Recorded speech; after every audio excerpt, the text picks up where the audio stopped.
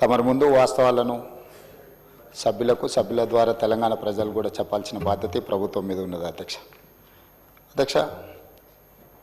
తెలంగాణ రాష్ట్రం వచ్చిన తర్వాత 2014 నుంచి డిసెంబర్ 6, 2023 వరకు ప్రతి నెల యావరేజ్గా గత ప్రభుత్వం ఖర్చు పెట్టింది 52 కోట్ల రూపాయలు రాజీవ్ ఆరోగ్యశ్రీలో. డిసెంబర్ 7, 2023 నుంచి మార్చ్ 25, 2026 దాదాపుగా 26, 27 నెలలలో ప్రతి నెల ఈ ప్రభుత్వం ఖర్చు పెట్టింది 89 కోట్ల రూపాయలు అధ్యక్ష యావరేజ్గా. అదేవిధంగా రాజీవ్ ఆరోగ్యశ్రీలో రాష్ట్ర ప్రభుత్వం పేమెంట్లు ఇవ్వడం లేదు, దాంతో ప్రైవేట్ హాస్పిటల్స్ మూతపడుతున్నాయి, మాకు నోటీస్ ఇచ్చిండ్రు, మీరు ఇంకా దాని మీద స్పందించడం లేదన్నట్టుగా ఏదైతే మాట్లాడుతుండ్రో ఈ వారసత్వం వారి నుంచి మాకు వచ్చింది అధ్యక్ష. ఈ రాజీవ్ ఆరోగ్యశ్రీ బకాయిలు పెట్టి అధికారాన్ని కోల్పోయి ఆ భారాన్ని మా నెత్తి మీద పెడితే ఆ భారాన్ని మోస్తూనే మేము 5 లక్షల నుంచి 10 లక్షల రూపాయలకు పెంచడం జరిగింది అధ్యక్ష. ఆ విషయం కూడా 7 తారీఖు నాడు మేము ప్రభుత్వం బాధ్యత తీసుకున్నప్పుడు 7/12/2023 నాటికి గత ప్రభుత్వం నుంచి వారసత్వంగా మాకు వచ్చిన భారము 600,27,00,000 అధ్యక్ష. 600,27,00,000 రూపాయల భారము గత ప్రభుత్వం నుంచి మాకు వారసత్వంగా రాజీవ్ ఆరోగ్యశ్రీలో భారం వచ్చింది అధ్యక్ష. అందులో గవర్నమెంట్ హాస్పిటల్స్కి 240,11 లక్షలు, ప్రైవేట్ హాస్పిటల్స్లో 360,16 లక్షలు. అదేవిధంగా అధ్యక్ష మేము ప్రభుత్వం వచ్చిన తర్వాత మేము చేసిన పేమెంట్స్ 7/12/2023 నాడు మేము పదవి చేపట్టినాక 8/12/2023 అంటే ఫైనాన్షియల్ ఇయర్ 2023-24 అంటే కంప్లీట్ మార్చ్ 31, 2024 వరకు వాళ్ళు లేరు అధ్యక్ష. 3 నెలల ముందే ఈ ప్రభుత్వం బాధ్యత తీసుకున్నది. ఈ ప్రభుత్వం బాధ్యత తీసుకున్న 8/12/2023 నుంచి ఈ రోజు వరకు 2,408 కోట్ల రూపాయల 51 లక్ష ఇప్పటి వరకు మన ప్రభుత్వం పే చేసింది అధ్యక్ష. ఇందులో గవర్నమెంట్ హాస్పిటల్స్కి 927,99 లక్షలు, ప్రైవేట్ హాస్పిటల్స్కి 1,480,52 లక్షల రూపాయలు. అంటే గవర్నమెంట్లో 34 కోట్లు పర్ మంత్ ఇస్తే ప్రైవేట్లో 55 కోట్లు పర్ మంత్ ఇవ్వడం జరిగింది అధ్యక్ష. అదేవిధంగా అధ్యక్ష ఈరోజు అవుట్ స్టాండింగ్ ఇప్పుడు వారు ఏదైతే చాలా అవుట్ స్టాండింగ్ ఉందని అంటుండ్రో యాజ్ ఆన్ డేట్ 25th వరకు క్యాలిక్యులేట్ చేస్తే ఈరోజు వరకు 727.75 కోట్లు.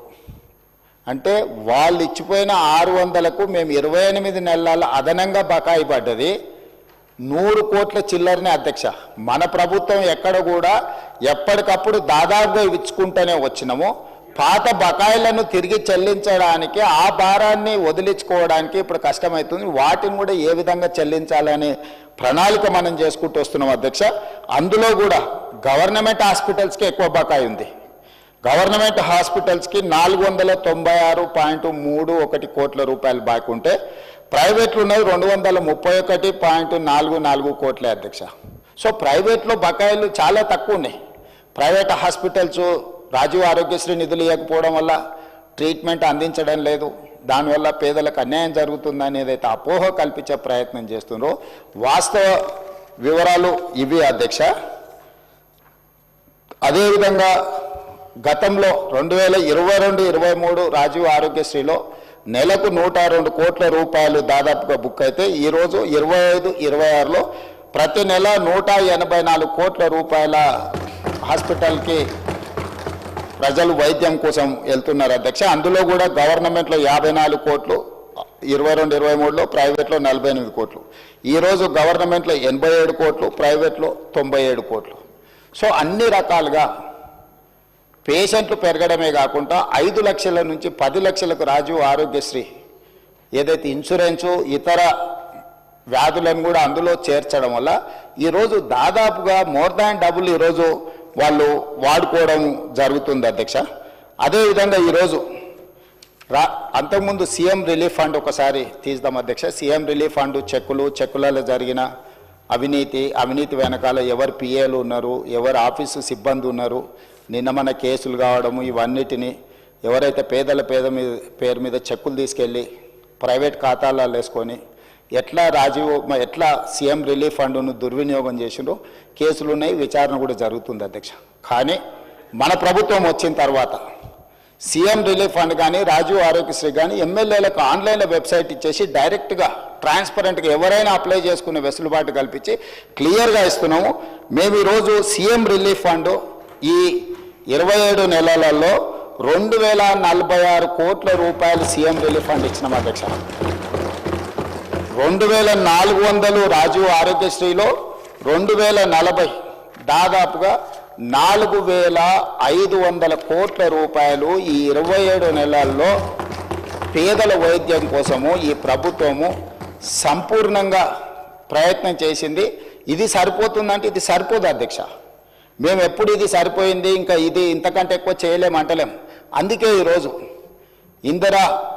ఇందిరమ్మ కుటుంబ జీవిత బీమా ఎవరికి ప్రమాదం వచ్చినా సిపెక్ సర్వే ప్రకారం socio economic education employment political and caste survey ఏదైతే రాష్ట్ర ప్రభుత్వం చేసి February 4th సోషల్ జస్టిస్ డేగా పెట్టిందో ఆ సమాచారం ప్రకారం 1,15,00,000 కుటుంబాలు తెలంగాణ రాష్ట్రంలో ఉంటే ప్రతి కుటుంబానికి ఈరోజు జీవిత బీమాను అందించి ఎవరికైనా కుటుంబ పెద్దను కోల్పోతే ప్రభుత్వం వైపు నుంచి ఒక ధీమా ఉండాలి, ఈ జీవిత బీమా ఆ కుటుంబానికి ఒక ధీమా అని చెప్పి ఈరోజు మనం నూతనంగా కొత్త పథకాన్ని కూడా మనం ప్రవేశపెట్టుకోవడం జరిగింది అధ్యక్ష. ఈరోజు పేదలను ఆదుకోవడానికి అన్ని రకాల ప్రయత్నాలు చేయడమే కాకుండా ఈరోజు 35 గవర్నమెంట్ కాలేజెస్ ఉన్నాయి అధ్యక్ష. రాజీవ్ ఆరోగ్యశ్రీని భవిష్యత్తులో ఏవైతే టీచింగ్ కాలేజెస్ ఉన్నాయో, ఇక్కడ చాలామంది కాలేజీల యజమానులు ఉన్నారు, private medical colleges nursing colleges నడిపేవాళ్ళు. టీచింగ్ కాలేజెస్కేమో పేషెంట్లు రావటం లేదు, చాలా వాటికి పేషెంట్లు పోయే దగ్గరనేమో ప్రొఫెషనల్స్ లేరు. దీన్ని ఆలోచన చేసి అందుకే దీని మీద వివరంగా ఇంకా చర్చ చేస్తాం. ప్రభుత్వం అన్ని స్థాయిలో మేము ఈరోజు అందరి నుంచి సమాచారం సేకరించినాం.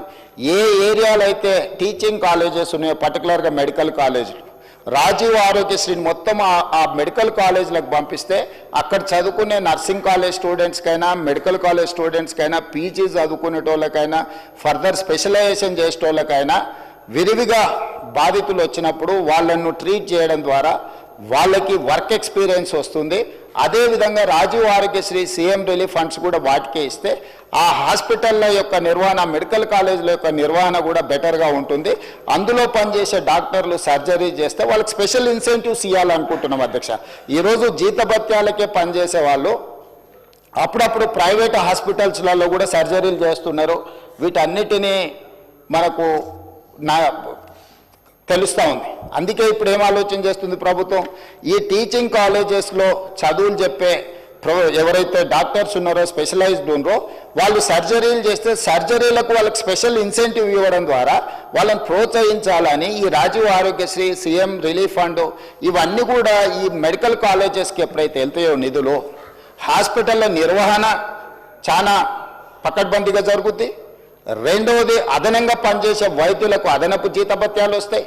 మూడవది ఈరోజు మనము పెద్ద చదువులు చదువుకున్న డాక్టర్లను హాస్పిటల్ల మేనేజ్మెంట్ కూడా వాళ్ళని చూడమంటున్నాం. సో నర్సులు వచ్చిండ్రా, ఊడ్చే వాళ్ళు వచ్చిండ్రా, తూడ్చే వాళ్ళు వచ్చిండ్రా, మిగతా సిబ్బంది వచ్చిండ్రా లేదా అని పెద్ద డాక్టర్లు సూపరింటెండెంట్స్ చూడాలంటే వాళ్ళు చదువుకున్న చదువుకి వాళ్ళ మైండ్ సెట్కి వాళ్ళ వ్యవహార శైలికి ఇది సూట్ అవ్వడం లేదు. అందుకే ఈరోజు ఈ నిర్వహణ మొత్తం సపరేట్ చేసి దీనికి సపరేట్గా ఒక గ్రూప్ 1 ఆఫీసర్నో లేకపోతే ఒక గ్రూప్ 2 ఆఫీసర్నో ఇతర సిబ్బందిని పెట్టి ఈ సిబ్బంది యొక్క నిర్వహణ బాధ్యత మొత్తం ఒక వింగ్ అప్పచెప్పి పేషెంట్లకు ట్రీట్మెంట్ చేసే బాధ్యతను కంప్లీట్గా ప్రొఫెషనల్గా డాక్టర్లతో చేయించాలనుకుంటున్నాం. ఇప్పటివరకు మొత్తం పేషెంట్లను చూడడమే కాకుండా హాస్పిటల్ వ్యవస్థను నిర్వహించే బాధ్యత కూడా సూపరింటెండెంట్ మీదనే ఉంటుంది. దాంతో అతను నర్సు వచ్చిందా లేకపోతే ఊడ్చేవాడు వచ్చిందా సిబ్బంది వచ్చిందా రాలేదా వాచ్మెన్ వచ్చిందా లేదా బయట పార్కింగ్ ఎవరు చూస్తున్నారు లేకపోతే క్యాంటీన్లో ఏముంది ఏం లేదు అతను చూడలేడు. అతని టెంపర్మెంట్కి అది సూట్ అవ్వదు. రెండోది అతను క్వాలిటీగా కూడా పనిచేయలేడు. అతను లోపల సర్జరీ చేయాలన్నా, వచ్చిన పేషెంట్లను చూడాలన్నా, ఇన్ పేషెంట్లను చూడాలన్నా, అవుట్ పేషెంట్లను చూడాలన్నా ఈ సమస్యలు ఉన్నాయి. కాబట్టి మన ప్రభుత్వం దీన్ని కూడా ఆలోచన చేసి ఈరోజు ఈ రెండు పనులను రెండింటిని సపరేట్గా ఈరోజు మనము డీల్ చేయాలనుకుంటున్నాం అధ్యక్ష. మూడవ పాయింట్, కొన్ని వేల మంది తెలంగాణ నుంచి ఇతర దేశాలలో డాక్టర్లుగా ఈరోజు పనిచేస్తున్నారు. వాళ్ళు తల్లిదండ్రులను చూడడానికో, ప్రాంతాన్ని చూడడానికో, లేకపోతే ప్రాంతం మీద అభిమానంతో వచ్చినప్పుడు వాళ్ళు 4-5 రోజుల్లో కుటుంబ వ్యవహారాలు చక్కదిద్దుకుంటే ఒక 20 రోజులు ఎక్స్ట్రా ఉన్నప్పుడు వాళ్ళు అత్యంత అధునాతనమైన వైద్యశాలలో పనిచేయడమే కూడా అత్యున్నత చదువులు చదువుకున్న డాక్టర్లు. వాళ్ళందరితో నేను మా దామోదర్ రాజనరసింహ గారు మాట్లాడి ఒక ప్లాట్ఫామ్ క్రియేట్ చేస్తున్నాం. డాక్టర్ సంజయ్కి కొంచెం ఇది ఎక్కువ అవగాహన ఉండే అవకాశం ఉంది. ఆ డాక్టర్లు అందరినీ ఆన్లైన్లో ఒక వెబ్సైట్ క్రియేట్ చేస్తున్నాం. వాళ్ళు ఎప్పుడు మన ప్రాంతానికి వస్తుండ్రు, ఏ టైంలో వాళ్ళు ఈ స్పెషల్ డిసీజెస్ కానీ, సర్జరీలు కానీ, లేకపోతే మెడికల్ కాలేజీలకు వెళ్ళి చదువులు చెప్పడానికి సమయం ఇండికేట్ చేస్తే ఆ టైంలో వాళ్ళని ఆయా హాస్పిటల్స్లలో వాళ్ళ సేవలను వినియోగించుకోవాలని చెప్పి ఈరోజు వాళ్ళందరితో చర్చ చేసినాం. వాళ్ళందరినీ కూడా ఒక కొలికి పట్టుకొచ్చినాం అధ్యక్ష. ఈరోజు ఈ ప్రాంతంలో ఉండి, గ్రామీణ ప్రాంతాలలో ఉండి, ఉస్మానియా, కాకతీయ యూనివర్సిటీలలో మంచి చదువులు చదువుకొని ఇతర దేశాలకు వెళ్ళి గొప్ప పేరు సంపాదించిన డాక్టర్లు ఈరోజు తిరిగి సొంత ప్రాంతానికి ఏదైనా చేయాలనుకుంటున్నారు. ఇప్పటి వరకు ఎలాంటి వెసులుబాటు లేదు. ఏ డాక్టర్ ఎప్పుడు ఇండియాకు వస్తుండు, తెలంగాణకు వస్తుండు, లేకపోతే సొంతూరుకు వస్తుండు, ఎప్పుడైనా వెళ్తుండు, అతని సమయం ఎప్పుడు ఎలా కేటాయించగలడానికి ఏమీ వెసులుబాటు లేదు. అందుకే మన ప్రభుత్వం ఈరోజు స్పష్టంగా వాళ్ళతో చర్చించి మనం ఈరోజు ఒక ప్రత్యేకంగా ఒక website medical and health department నుంచి క్రియేట్ చేసి ఏ డాక్టర్ ఏ నెలలో ఏ సమయంలో మన దగ్గరకు వస్తున్నాడో ఆ సమయంలో అతను వైద్య సేవలు ఏమైనా అందించాలనుకుంటుండే ఇక్కడ ఉండే పేదలకు ఉచితంగా, అదేవిధంగా ఇక్కడ ఉండే మెడికల్ కాలేజీలలో వెళ్ళి అతని ఎక్స్పీరియన్సు, అతని అనుభవాన్ని పాఠాల కింద ఏ విధంగా చెప్పాలనుకుంటుండో ఈరోజు విదేశాలలో నిపుణులైన డాక్టర్లను తెలంగాణ కూడా వాళ్ళ సేవల్ని వినియోగించుకోవాలనుకుంటుంది. కాబట్టి వాటికి కూడా ఒక ప్రత్యేకమైన ఏర్పాట్లను చేస్తున్నాం అధ్యక్ష. అదేవిధంగా టీమ్స్ ఈరోజు వరంగల్లో కానీ, అల్వాల్లో కానీ, లేకపోతే ఎల్పీ నగర్లో కానీ, సనత్ నగర్లో కానీ, నిమ్స్ కానీ వీటన్నిటిని కూడా స్పెషలైజ్డ్ హాస్పిటల్స్ కింద చేయడమే కాకుండా ఈ CM relief fund, Rajiv Aarogyasri, LOC ఇప్పుడు ముందుగానే మనం లెటర్ ఇవ్వాల్సిన పరిస్థితి. ఇప్పుడు ఓన్లీ నిమ్స్కే ఇస్తున్నాం నాకు తెలిసినంత వరకు.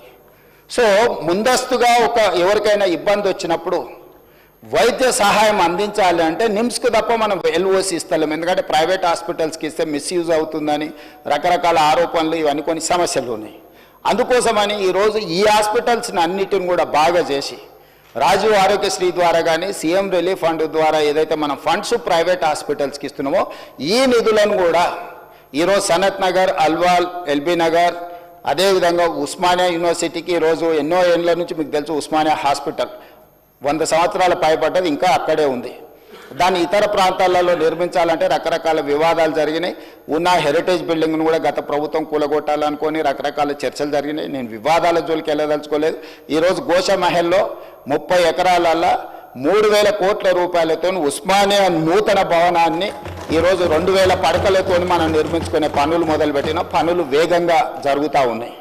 ఈరోజు గాంధీ హాస్పిటల్, వరంగల్ హాస్పిటల్ వీటన్నిటిని కూడా పూర్తి స్థాయిలో నిర్మాణం చేసి ఒక 10,000 పడకల ఆసుపత్రులు ఈరోజు 10,000 పడకలు అదనంగా ఈరోజు వినియోగంలోకి పేదలకు సేవలు అందించడానికి, వైద్యం అందించడానికి అందుబాటులో వస్తున్నాయి. వీటన్నిటిని కూడా ప్రభుత్వము ఈ సీఎం రిలీఫ్ ఫండ్ కావచ్చు, రాజీవ్ ఆరోగ్యశ్రీ కావచ్చు, వీటన్నిటిని నిధులను వాటికిచ్చి వాటిని కూడా పేదలకు అన్ని రకాల వైద్య సేవలను అందించడానికి ఈరోజు వాటిని కూడా ప్రభుత్వం వినియోగంలోకి తీసుకురావాలని, వేగంగా పనులను పూర్తి చేయాలని గతంలో జరిగిన ఎన్నో నిర్ణయాలను నేను రాజకీయంగా విమర్శించదలుచుకోలేదు. కానీ వాళ్ళకి తెలుసు నిజమేందో, నేను చెప్పాల్సిన అవసరం లేదు. కాబట్టి వీటిని సర్దిద్దుకుంటూ ఒక దారిలో పెట్టి ఒక ప్రయత్నం చేసి దామోదర్ రాజనరసింహ గారు ఎడ్యుకేషన్ అండ్ ఇంజనీర్ కానీ by nature is an doctor, social doctor. అంటే సామాన్య సోషల్ డాక్టర్ అంటే పేదవాడికి ఏం సమస్య వస్తుంది, ఆ సమస్యకు ఏం వైద్యం అందించాలని సంపూర్ణంగా అవగాహన ఉన్న దామోదర్ రాజనరసింహ గారిని నేనే స్వయంగా ఈ శాఖ మీరు నిర్వహించాలని పర్సనల్గా వారిని పిలిచి, ఎందుకంటే ఈ శాఖ చాలా విస్తృతమైన సబ్జెక్ట్. ఇదంత ఆశమాసిగా అర్థమయ్యేది కాదు. అర్థమైనా కూడా ఎవ్రీడే ఒక కొత్త ఛాలెంజ్ వస్తుంది. ఒకప్పుడు గత్తర ఉండే, మలేరియా ఉండే, రకరకాల జబ్బులు వచ్చినాయి. సడన్గా మన కోవిడ్ వచ్చింది. లేదు ఇట్లా ఎప్పటికప్పుడు ఏ రకమైన జబ్బులు సమాజంలో ఎట్లొస్తున్నాయి, ఎందుకు వస్తున్నాయి, ఎవరికీ తెలియదు. రకరకాల ఇవి అంటే ఈ ఛాలెంజెస్ని ఎప్పటికప్పటికి మంత్రితో పాటు అధికారులు కూడా ఎప్పటికప్పుడు నేర్చుకోవాల్సిన సబ్జెక్టు. మిగతా ఇష్యూస్ కంటే కూడా ఐటీ పరిశ్రమల కంటే కూడా మెడికల్ అండ్ హెల్త్ అనేది ఒక ఛాలెంజ్. ఈ ఛాలెంజ్ని ఎప్పటికప్పుడు చదివితే తప్ప రోజు పరీక్షకు ఐఏఎస్ ప్రిపేర్ అయినట్టు మంత్రి ఆ రేంజ్లో ప్రిపేర్ అయ్యి అర్థం చేసుకుంటే తప్ప మన పేదలకు వైద్యం అందించలేని పరిస్థితి. అందుకే క్వాలిఫైడ్ పర్సన్ ఈరోజు మనకు ఆ శాఖను నిర్వహిస్తున్నాడు. వారు ఇచ్చిన సూచనలు డెఫినెట్గా తప్పకుండా దాంట్లో ఏమేమి ప్రజలకు ఉపయోగపడుతుందో వాటన్నిటినీ స్వీకరిస్తాం. ఇంకా వారు చాలా మీటింగులు కూడా ఏర్పాటు చేసిండ్రు మంత్రి గారు. భవిష్యత్తులో కూడా ఈ అన్ని రిఫార్మ్స్ తీసుకురావాలనుకుంటున్నాం. ఇంకేమైనా సూచనలు ఇచ్చినా తప్పకుండా వాటిని ప్రభుత్వం తీసుకుంటుంది. ఏదేమైనా ఈ రాష్ట్ర ప్రభుత్వం యొక్క ప్రాధాన్యము విద్య, పేదల వైద్యం, ఈ రెండింటి మీద ప్రత్యేకమైన ఫోకస్ పెట్టి ఈరోజు ఒకప్పుడు భోజనం లేదు, కానీ ఈరోజు భోజనం వచ్చింది, కానీ న్యూట్రిషన్ ఫుడ్ లేదు. సో ఈరోజు ప్రజలకు న్యూట్రిషన్ ఫుడ్ అందించాలనుకుంటున్నాం. ఒకప్పుడు విద్య లేదు, విద్య అన్ని ప్రాంతాలకు వచ్చింది, కానీ క్వాలిటీ ఎడ్యుకేషన్, స్కిల్ ఎడ్యుకేషన్ లేదు. సో అందుకే ఈరోజు నర్సరీ నుంచి 12th క్లాస్ వరకు విద్యాపరంగా కానీ వైద్యపరంగా కూడా ప్రైమరీ హెల్త్ సెంటర్ నుంచి స్పెషలైజ్డ్ హాస్పిటల్స్ వరకు ఒక ప్రత్యేక ప్రణాళిక తీసుకొని ముందుకు వెళ్తున్నాం. డెఫినెట్గా సభ్యులు ఏదైతే సూచనలు చేసిండ్రో, కన్సర్న్ ఎక్స్పర్ట్ చేసిండ్రో పేదల వైద్యం కోసం, డెఫినెట్గా ఈ ప్రభుత్వం వాటన్నిటి మీద దృష్టి పెడుతుంది. ప్రభుత్వం ఈ కొన్ని విషయాలలో నిధుల సమస్యలు ఎన్ని ఉన్నా ఇంకెక్కడైనా కోతలు విధిస్తాం, కానీ పేదల విద్య విషయంలో, పేదల వైద్యం విషయంలో ఒక్క రూపాయి కూడా కోత విధించాం. అవసరమైన మేరకు నిధులను అందించి ఒక మంచి రోల్ మోడల్గా రాష్ట్రాన్ని ముందుకు తీసుకెళ్తామని తమ ద్వారా సభ్యులకు తెలియజేస్తున్నా అధ్యక్ష.